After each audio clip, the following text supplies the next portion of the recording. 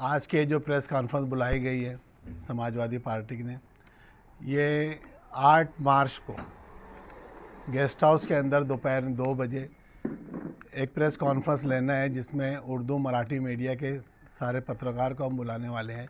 और उसके अंदर हमारे धुलिया मालेगांव की खासदार शोभाताई बच्चन, उसको भी हमने उसके अंदर इन्वॉल्व किया है, बुलाया है और उनको दावतनामा दिए उस प्रेस कॉन्फ्रेंस में हाजिर रहने के लिए। वो प्रेस कॉन्फ्रेंस लेने की वजह ये है कि पार्लियामेंट के इलेक्शन होने के बाद से यहाँ मालेगांव ने मिसाली काम किया। 2 लाख वोट से एक साथ गिराए सेकुलर उम्मीदवार, और मालेगांव शहर हमेशा से सेकुलर रहा है। 2 लाख वोट जो गिरी है यहाँ पे, वो भी एक सेकुलरिज्म की मिसाल पूरे हिंदुस्तान में है कि मुसलमानों ने हिंदू मराठा महिला को वोट दिया। हमने 2 लाख वोट किसी मुसलमान को नहीं दिया, हिंदू मराठा को वोट दिया, महिला को वोट दिया। मगर इसका गलत इमेज मालेगांव का पूरे हिंदुस्तान में फैल रहा है। हर जगह मालेगांव को जहादी बोला जा रहा है। वोट जहाद मालेगांव की मिसाल से हो रही है। यहाँ लैंड जहाद हो रहा है, ये बोला जा रहा है मालेगांव में। यहाँ नोट जहाद हो रहा है, यहाँ पैसा आ रहा है। ये मालेगांव की बदनामी हो जा रही है और इसको मिसाल बना के मालेगांव को हर तरफ बदनाम किया जा रहा है।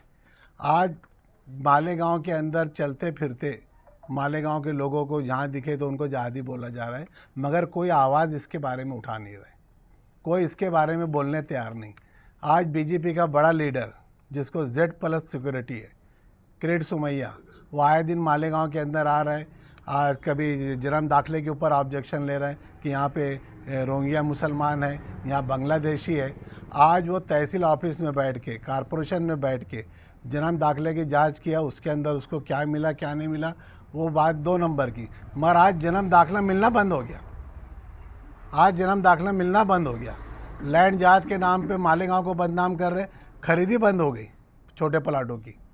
तो ये आगे धीरे धीरे ये सब बढ़ने वाला है और ये जो बात है ये यहाँ तक नहीं रुकने वाली है। जब तक इसके ऊपर कहीं रोक नहीं लगेंगी, ये बात का खुलासा नहीं होगा, ये बात आगे बढ़ने वाली है।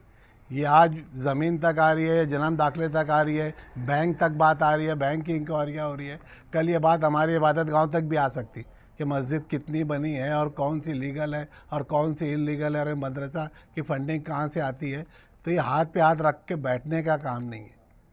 आज जो भी हमारे यहाँ जिम्मेदारान हैं शहर के, जिनको शहरियान ने बड़ी तादाद में वोट दिया, किसी की तरफ से इसके बारे में कोई बोला नहीं जा रहा है। आज जो है हमारे बोलने वाले हमारी समाजवादी पार्टी के लोग ही हमेशा तरह, ख़ास तौर से शान-ए-हिंद और मुस्तकिम डिग्निटी को इन्होंने पुलिस ने DYSP की तरफ से 2 साल का तड़ीपार का ऑर्डर हो गया। क्या वजह क्या है? तड़ीपार का ऑर्डर उसका पिछले साल भी था और 8-10 महीना पहले वो तड़ीपार कैंसिल हुआ, जिसको यहाँ के प्रांत ने इंक्वायरी करने की DYSP ने ऑर्डर दिया था। प्रांत में एप्लीकेशन किया, इंक्वायरी करने के बाद में वो पूरा तड़ीपार का ऑर्डर कैंसिल हुआ। उसके बाद में 8-10 महीने में मुस्तकिम डिग्निटी पे कोई केस नहीं हुआ। मुस्तकिम डिग्निटी पे कोई ऐसा क्रिमिनल केस नहीं हुआ। पिछले जो 16 केस थे, ये 8-10 महीने में वो 8 केस निर्दोष भी हो गया, नील भी हो गया केस उसके। उस पर जो केस जिसकी बिना पे उसको किए थे वो केस नील भी हो गए। कोर्ट ने उसको निर्दोष साबित भी कर दिया, ऑर्डर भी उसका हो गया। और अब बीच में कुछ नहीं होने के बाद में मुस्तकिम को अकेले को क्यों ऑर्डर दिया जा रहा है तड़ीपार का? मुस्तकिम डिग्निटी क्या अकेला मालेगांव में गुनहगार है? मालेगांव की पहचान तो क्रिमिनल से हो गई। दिन रात गोलियां चल रही है, दिन रात कटर मारा जा रहा है, वो ठीक है, कोई अलग बहस है। तो आज मुस्तकिम को जो करने की वजह यही है कि आवाज़ उठाने वाले जो लोग हैं, जो पुलिस से आंख में आंख मिला के बात करते, जो लीडरान से भी नहीं डरते, ऐसे लोगों को डरा के रखो। आज मुस्तकिम जो हाईएस्ट है बोलने में और कायदे में और लड़ने में, गैर नाइंसाफ़ी के ख़िलाफ़, गैर कानूनी हरकत के ख़िलाफ़, उसको आज तड़ीपार का ऑर्डर इसलिए दिया जा रहा है कि ये ख़त्म हो जाए। मुस्तकिम ख़त्म तो शहर का कोई भी नुमाइंदा, कोई भी लीडर आवाज़ उठाने के लिए डरेगा और 5 साल अगले पार्लियामेंट तक मालेगांव में ये जो बीजेपी है, RSS है, बजरंग दल है, ये नंगा नाच करते जाएंगे। आज उसकी सबसे बड़ी वजह आज ये देखते कि आज हमारे ऑफिस के पास, समाजवादी ऑफिस आगरा रोड के ऊपर जो है, वहाँ पे ये जहादी है, ये लैंड जहाद है, ये ओट जहाद आके चिल्ला के जाते, और इनके ऊपर पुलिस क्यों नहीं केस करती? जिसका योगेश गौली हो गया, ये श्याम देवरे हो गया, हाँ, ये अमन परदेसी है, ये तो रेगुलर चिल्ला, चरणजीव सामंत हो गया, हाँ, ललित गोर्स हो गया, हाँ, ये अक्षय वाघ हो गया। ये 6 लोग जो है, जिनका वीडियो है, जिनकी आवाज़ है, जो कैमरे के सामने आके बोलते हैं कि ये जहादी लोग की ऑफिस है, उनके ऊपर एक्शन क्यों नहीं होता? जबकि हम कानून के लिए लड़ने वाले लोग हैं, कानून की पासदारी के लिए लड़ने वाले लोग हैं, इंसाफ के लिए लड़ने वाले लोग हैं, जुल्म ज़्यादती के ख़िलाफ़ लड़ने वाला मुस्तकीम डिग्निटी है। आज उसके ऊपर क्यों ये इल्ज़ाम लगाया जा रहा है और उसको तड़ी पार किया जा रहा है, जबकि 8 महीने में कुछ भी नहीं हुआ?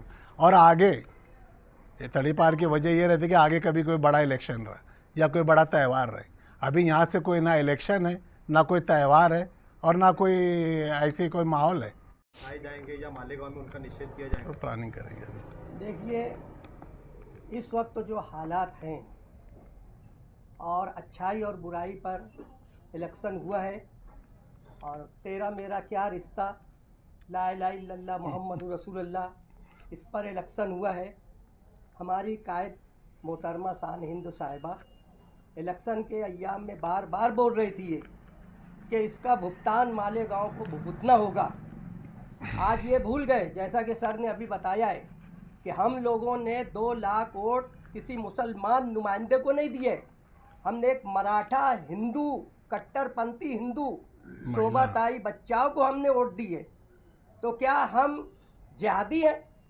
नहीं, ये ख़ास तौर से समाजवादी के मकामी लीडरान, बिलखुसूस मुस्तकीम डिग्निटी से दुश्मनी निकाली जा रही है, एक मुकम्मल साजिश है।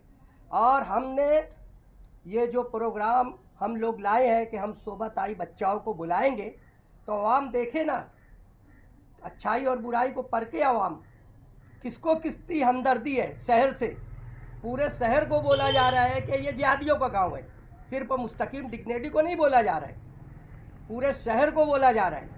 मस्जिद और मदरसा बताया जा रहा है कि यहाँ इतनी मस्जिद है, इतने मदरसा है। हम तो दावा करते हैं, जैसा कि मीडिया में कहा गया है कि बाहर मुल्की यहाँ आकर बांग्लादेशी यहाँ क़याम करते हैं। हम दावा करते हैं समाजवादी वर्कर कि एक बांग्लादेशी बता दो, हम उनको निकालेंगे, सिर्फ मालेगांव से नहीं निकालेंगे, हिंदुस्तान के बाहर निकालेंगे।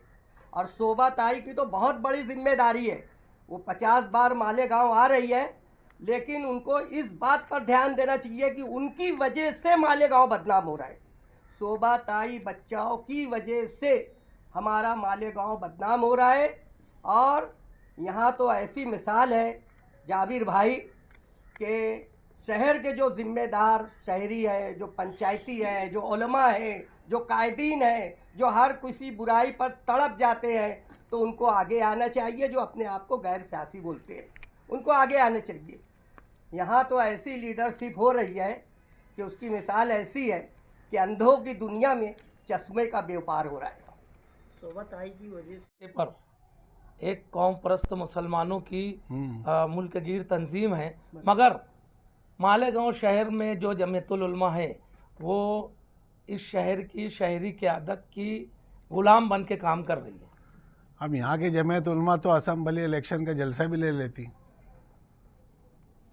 ऐसा एक आखिरी सवाल, क्या मालेगांव शहर जमीयत को जिस उलमा की तरीके जानिब से जो है कुछ लोगों ने आपने उनसे बात की थी कि भाई ऐसा ऐसा हुआ, या फिर उन्होंने ये नहीं हुआ, आप उनके ऊपर सीधा कि वो उनके गुलाम बन के काम करे, किस वजह से आप बताएं? देखिए, जमीयतुल उलमा का एक अपना एक दस्तूर है। उनके दस्तूर के अंदर यह है कि वो किसी सियासी पार्टी की काम नहीं करेंगी और किसी सियासी पार्टी का अलग ऐलान सपोर्ट नहीं करेगी।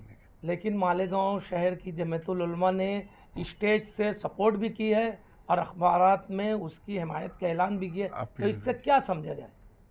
सोहेल भाई, पार्लियामेंट इलेक्शन में शहर के सभी लीडर